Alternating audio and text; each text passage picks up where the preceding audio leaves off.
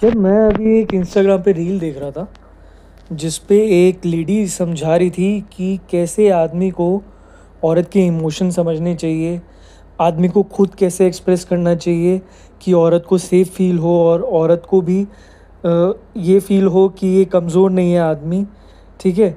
और आदमी को जब भी मन में आए कुछ फीलिंग तो इकट्ठी नहीं करनी चाहिए, ठीक है।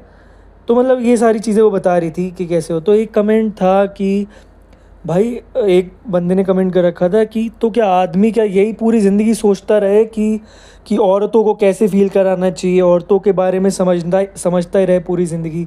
भाई, आदमियों के भी तो अपने इश्यूज़ होते हैं, आदमियों की भी तो अपनी प्रॉब्लम्स होती है। आदमियों के बारे में कौन कब बात करेगा? बात उसकी भी सही थी, ठीक है। पर मेरे दिमाग में ये बात आई कि भाई, ये आदमी और औरत के बारे में हम क्यों बना रहे हैं चीज़? बात तो उनके यूनियन के बारे में होनी चाहिए, बात कोऑर्डिनेशन के बारे में होनी चाहिए। एक्चुअल में दोनों का यूनियन इम्पॉर्टेंट है। आदमी और औरत दोनों ही अपने आप में इनकम्प्लीट हैं एक दूसरे के बिना, ठीक है। अब लोग कभी आदमी की करेक्टरिस्टिक्स पे कोई बोलता है कि आदमी को ऐसे चेंज होना चाहिए, कोई औरत की करेक्टरिस्टिक्स पे बोलता है कि औरत इन आदमी को ऐसे समझे, ऐसे करे, अपने हस्बैंड को ये करे वो करे।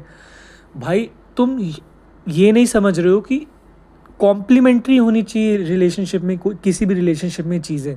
कहीं पर कोई चीज़ कमी रह गई हो तो दूसरा उसको पूरा कर दे, तभी तो वो एक दूसरे को सपोर्ट कर पाएंगे, ठीक है। ये ह्यूमन ह्यूमन नेचर पे ज़्यादा फोकस करो। ये ह्यूमन की करेक्टरिस्टिक्स है, इसको इस तरह से ना लें हम कि ये आदमी की करेक्टरिस्टिक्स है, ये औरत की करेक्टरिस्टिक्स है, जैसे कि उनको अलग ही स्पेशीज़ बना रहे हैं। आदमी और औरत के यूनियन को ही तोड़ा जा रहा है। सो मेन पर्पज़ वो नहीं था। अगर उन दोनों को साथ रहना तो मेन फोकस है कि कोऑर्डिनेशन पे।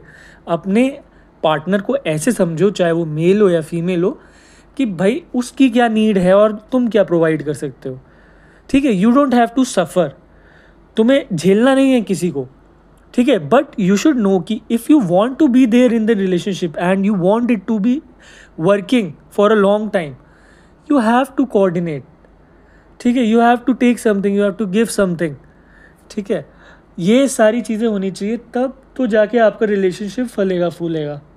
नहीं तो आप आपस में कोई बैटल ही करते रहोगे, चाहे वो एरोगेंस की हो, चाहे वो ईगो की हो, चाहे वो इनकॉम्पिटेंसी की हो, चाहे आपको कुछ ना कुछ डिससेटिस्फैक्शन रहेगा ही रहेगा।